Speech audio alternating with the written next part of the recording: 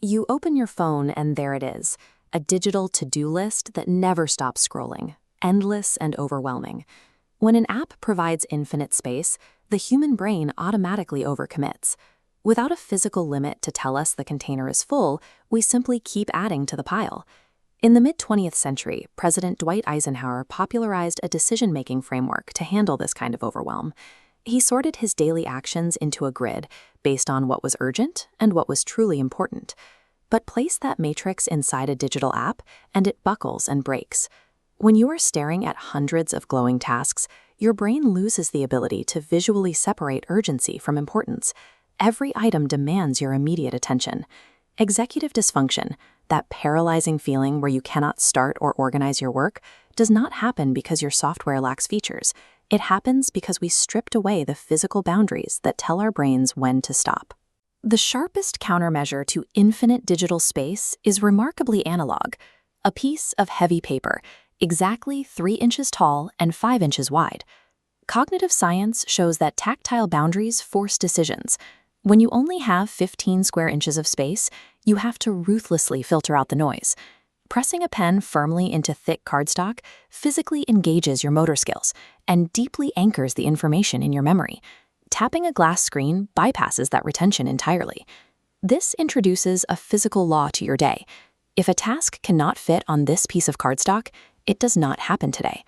High performers have quietly adopted this limitation.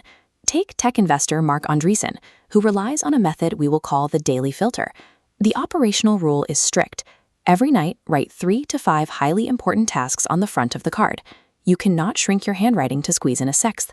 The size of your letters guarantees the brevity of your list. Throughout the next day, you leave the back of the card blank. Use it exclusively to jot down unexpected, reactive tasks you actually finish. This builds immediate psychological momentum when disruptions inevitably occur. This chart shows the Pareto principle, also known as the 80-20 rule. It demonstrates how a tiny fraction of your actions, like those 3 specific tasks, generates 80. Analyze margin report to find issues is actionable. Just margin report is vague. At the end of your shift, tally your actual points and divide by your possible points to calculate your daily completion percentage.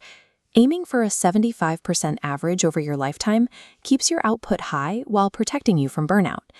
This point-scoring hub turns abstract, endless work into a measurable, winnable daily game. But what happens to tasks scheduled for next Tuesday or next month?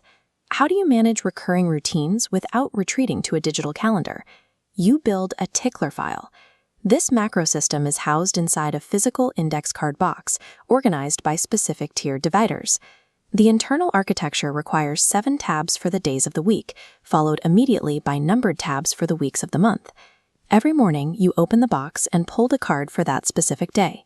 You rotate your core cards, long-term goals, and recurring routines through these physical slots, so nothing is forgotten. The analog box serves as the perfect physical front-end interface, safely executing the complex long-term plans you store in your digital backend. Digital applications operate on a cycle of endless, exhausting notifications.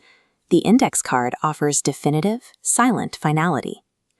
There is a distinct sensory pleasure in dragging thick ink across a completed task, permanently obscuring the text on paper. This culminates in a final daily ritual. When the card is done, you experience the psychological release of physically tearing it up or throwing it across the room.